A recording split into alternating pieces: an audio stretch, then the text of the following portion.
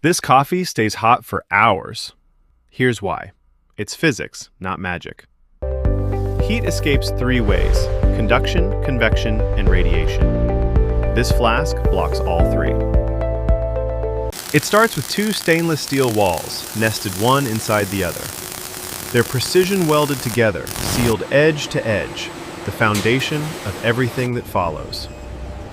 A vacuum pump extracts the air from that gap between the walls.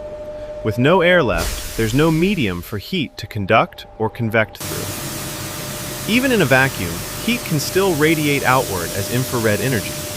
So the inner wall gets a thin, reflective coating that bounces that heat right back in. Finally, an airtight lid and stopper lock firmly into place. This seals off the last weak point, stopping warm air or liquid from escaping upward. The result? A chamber where conduction has no path, convection has no air, and radiation reflects back.